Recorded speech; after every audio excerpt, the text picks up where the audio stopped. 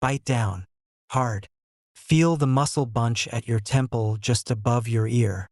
Now run your tongue along your back teeth. Feel how small they are. How flat. How they sit in a jaw that is short and thin and hinged onto a skull that could not take a real fight. That mouth cannot process what your body needs. Put a raw root in it or the raw muscle of an animal you killed, and you would chew and chew and chew for hours a day every day, and you would still be starving. Your body is built around a solution that is not in your body at all. And it is the only reason you are alive to feel your own teeth. A gorilla spends most of its waking life chewing. 6 hours a day, sometimes more, grinding through leaves and stems with teeth like millstones, and a jaw hinged to a bony crest running along the top of its skull. An anchor for muscles strong enough to snap bamboo. A chimpanzee chews for hours. Every large primate on Earth chews for hours. You chew for minutes. And the digestive tract those hours feed is enormous. A great fermenting vat of a gut, capable of pulling calories out of raw fiber slowly, over days. Yours is short. Your colon is small. Relative to your body, your entire digestive system is a fraction of what it should be for a primate your size. So you have a weak jaw, small teeth, a short gut, and, sitting on top of all of it, an organ that burns roughly a fifth of everything you eat while you do nothing at all, your brain. Small mouth, small gut, enormous, ravenous brain. That combination should not be able to feed itself. Somewhere, something is subsidizing you. In the 1990s, a primatologist named Richard Wrangham at Harvard was watching chimpanzees in Uganda eat and thinking about what human beings would have to do to survive on the same food. The answer was, not survive. His proposal was simple and unsettling. The thing that changed the human body was not a tool. It was not language. It was heat.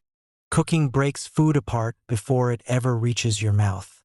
It unravels the coiled proteins in meat. It bursts the starch granules in a tuber.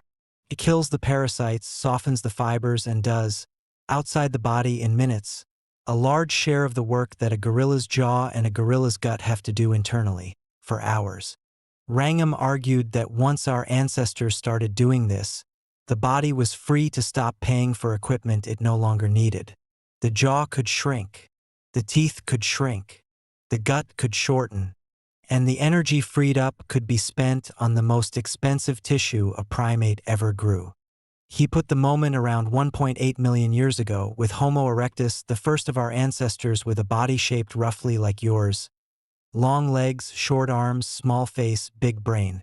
It is a beautiful idea. It is also, right now, an argument, not a settled fact. And we will come back to that because the hole in it is the most interesting part of this whole story. But first, someone had to prove that a cooked meal actually gives you more than a raw one. And that turned out to be surprisingly hard to show. But here is where it gets stranger.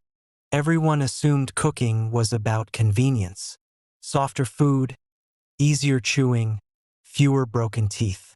Nobody had shown that a cooked calorie is worth more than a raw one, that the same food, cooked, hands your body more fuel. In 2011, Rachel Carmody, working with Wrangham at Harvard, ran the experiment. She fed mice meat and sweet potato, some raw, some cooked, some pounded into a paste, some left whole, and tracked what happened to their bodies. The mice eating cooked food gained more weight.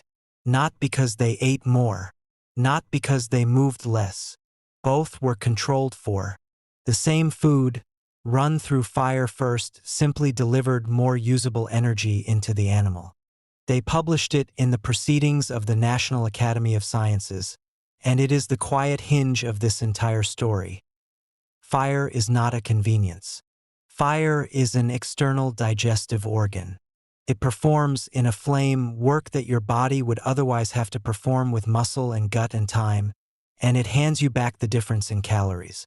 Which means your ancestors did not simply learn to cook.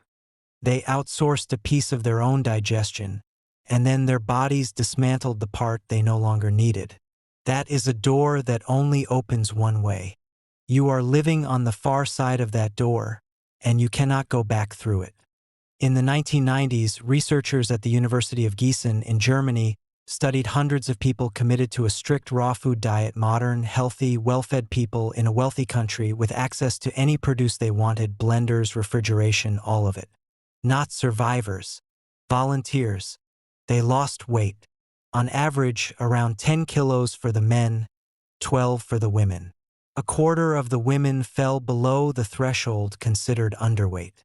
And among the women under 45, roughly a third stopped menstruating, the body's oldest signal that it does not have enough energy to risk a pregnancy. These were not people starving in a drought. They had all the raw food they could eat, and they ate it, and their bodies concluded there was not enough. That is what your mouth and your gut are without fire. That is the machine you are actually running. Right now, digesting something a flame already half digested for you hours ago in a kitchen.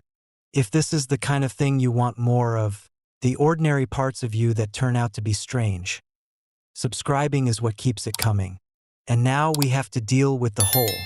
Because the archaeology does not line up with the story I just told you, and the scientists who study this know it. Wrangham needs fire at 1.8 million years ago. The oldest evidence of fire that archaeologists broadly accept comes from Wonderwerk Cave in South Africa. Burned bone and plant ash found deep inside the cave, published in 2012 by Berna and colleagues, dated to around 1 million years ago. And the oldest widely accepted evidence of a fireplace, fire used habitually in one spot again and again, is younger still. Gesher Benat Yaakov, in Israel, burned flint and seeds clustered in specific spots on an ancient lakeshore, around 790,000 years ago. Do the arithmetic. There is a gap of nearly 1 million years between the moment Wrangham's theory needs fire and the moment we can prove fire. That is not a rounding error. That is a hole you could lose an entire genus in. There are two honest ways to read it, and nobody yet knows which is right. Either fire is far older than the evidence. Burned wood and ash are fragile things, and a 1-million-year-old campfire on an open plain would leave nothing at all. Or cooking came later, and something else shrank our teeth first. Cutting meat with stone. Pounding roots. Chewing less because we broke the food before we ate it. The second story does not need a flame at all. We know the human body was rebuilt around food it did not have to fight. We do not know yet what did the fighting for it. That is the real state of the science, and it is more interesting than certainty ever was. Sit with what is not in dispute. Some ancestor of yours stopped spending 6 hours a day chewing. In the time that opened up and on the energy that came free, a body grew that could carry a brain like the one reading these words to you right now. You did not inherit strength. Look at your jaw. Your species gave up strength, gave up the armor, the crest, the fangs, the fermenting gut, and bet everything on a trick that happens outside the body. Heat, or a sharp stone, or a rock used to smash a root into pulp. The bet worked. It worked so completely that the losing hand is no longer available to you. You cannot survive on what your body can process alone. You are an animal that requires an external step. A fire, a blade, a kitchen, standing between you and every meal you have ever eaten. Feel your teeth again. Small, flat, insufficient. Something out there, hundreds of thousands of years before anyone could say thank you, did the chewing for you, and you have been eating their meal ever since. If the shape of your own body is starting to look like a message someone left behind, here is the next one. I will see you there.